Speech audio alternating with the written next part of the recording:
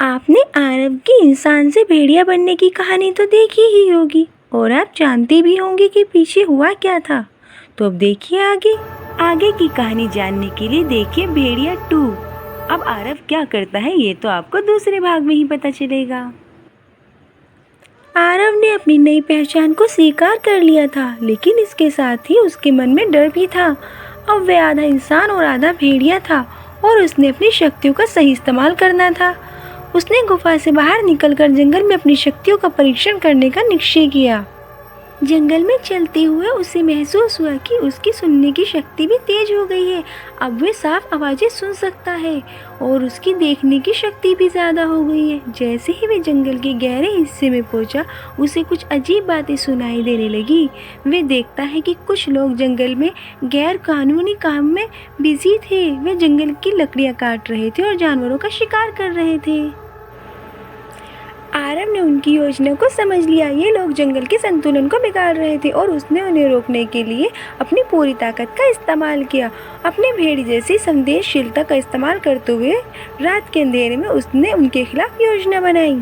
रात के समय आरव ने अपनी नजरें तेज की और उन शिकारियों के पास पहुंचा। उसने अपनी शक्तियों का प्रदर्शन किया। उसके भेड़िए जैसी आवाज जंगल में गूंज रही थी।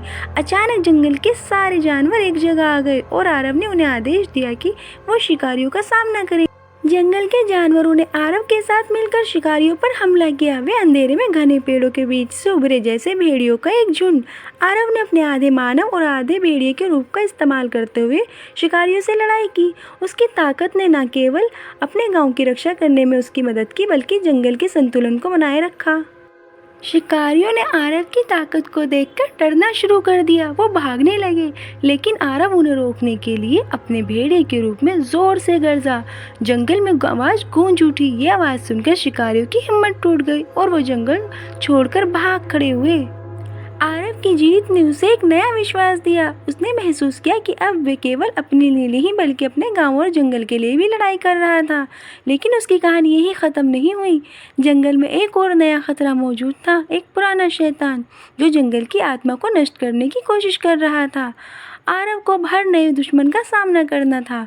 उसने अपने दादा की कही बात याद आई, तुम्हें अपनी शक्तियों का सही उपयोग करना होगा। अब आरव को अपने पास्ट के साथ साथ अपने फ्यूचर के बारे में भी सीखने की ज़रूरत थी। क्या वह हर शैतान से निपट सकेगा? क्या वह अपने वंश की शक्तियों को पूरी तरह समझ पाएगा? ये जानने के लिए तैयार रहिए, क्योंकि आरव की अगली यात्रा अभी शुरू होनी बाकी है।